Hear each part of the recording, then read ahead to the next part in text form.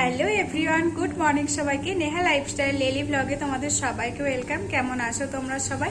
আশা করি সবাই নিশ্চয়ই খুব ভালো আছো, আর আমিও অনেক ভালো আছি। আর যেহেতু আমি ভিডিওটার নিচের ঘরে ইন্ট্রো দিচ্ছি, তো সেই কারণে বাইরের অনেক আওয়াজ আসছে। কারণ তোমরা জানোই যে আমি ব্লগে বলি যে আমাদের একদম রাস্তার ধারেই বাড়ি, তো রাস্তায় অনেক গাড়ি যাচ্ছে বলে, তো যেই কারণে গাড়ির প্রচণ্ড সাউন্ড আসছে। তো প্লিজ বাইরের আওয়াজটা একটু ইগনোর করো। যাই হোক, আজকের দিনটা ছিল বুধবার, আর ঘড়িতে বাজে এখন ঠিক সকাল 9:30। আর তোমাদেরকে সাথে নিয়ে আমার গপুর একটা ছোট্ট ভিডিও এখন থেকে শেয়ার করছি। তো আজকের ভিডিওটা যে গপুর সম্বন্ধে তোমাদেরকে কিছু কথা বলবো, যে আমি গপুকে কোথা থেকে এনেছি, গপুকে কিনতে আমার কত দাম নিয়েছে, আর গপু সোনার বয়স কত। গপুকে নিয়ে আমি আজকের মতন একটা লাস্ট ভিডিও দিচ্ছি। তো আবার এর পরের দিন থেকে যেরকম ব্লগ ভিডিও আপলোড হয়, ঠিক সেরকম ব্লগ ভিডিও আপলোড হবে। তোমরা প্লিজ সবাই আমার পাশে থেকো, আমাকে সাপোর্ট করো আর আমাকে ভালোবাসা দিও। তো চলো তাহলে ভিডিওটা শুরু করি। তো এখন আমি স্নান করে চলে এসেছি, কারণ গপু সোনাকে দুপুরে সেবা দেব বলে।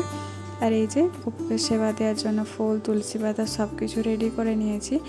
আর গপুর মিষ্টি শেষ হয়ে গেছিলো, তো সেজন্য বাজার থেকে মিষ্টি এনে যে গপুর জায়গায় মতো রেখে দিচ্ছি, কারণ প্যাকেটে থাকলে প্যাকেটের মিষ্টি একটু গন্ধ ছেড়ে যায়।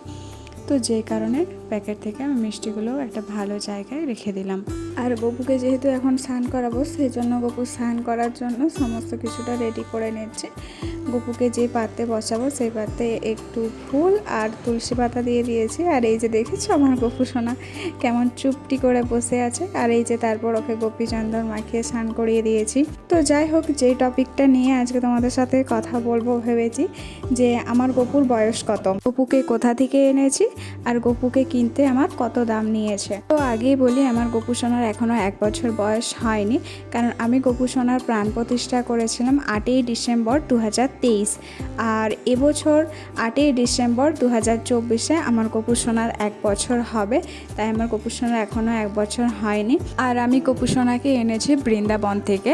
তো আমি নিজে বৃন্দাবন গিয়ে গপু সোনাকে ওখান থেকে আনিনি। আসলে আমি যেখানে পড়াতে যাই, তো সেখানে বৌদির বাড়িতে বৌদিরও গপু সোনা আছে। তো ওই বৌদি একজন প্রভুকে চেনেন, তো ওই প্রভুর হাত দিয়েই কিন্তু আমি আমার গপু সোনাকে এনেছি। তো গপু সোনার দাম যদিও বলতে নেই, আর এখানে ভগবানকে নিয়ে দামের কোনো কথা যেহেতু বলাটা উচিত নয়, তো তাও আমি বলছি। তো আমি আমার গপু সোনাকে 600 টাকা দিয়ে আমি এনেছি।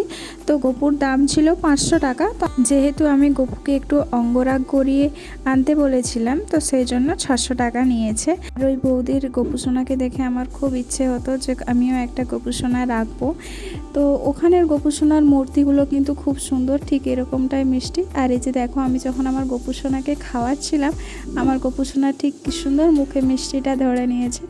তো ও এটা এরকম রোজই করে। আমি যখনই ওকে বিস্কুট দিই বা মিষ্টি দিই বা কোনো ফল দিই, ও কিন্তু ঠিক ওর খাবারটা মুখে ধরে নেয়। তবে আরও একটা কথা বলে রাখি, তোমাদের যদি কারোর গপু সোনাকে নেওয়ার ইচ্ছে থাকে, তো তোমরা যে কোনো ধাম থেকে গপু সোনাকে নিতে পারো। যেমন মায়াপুর নবদ্বীপ থেকে নিতে পারো বা বৃন্দাবন থেকে নিতে পারো।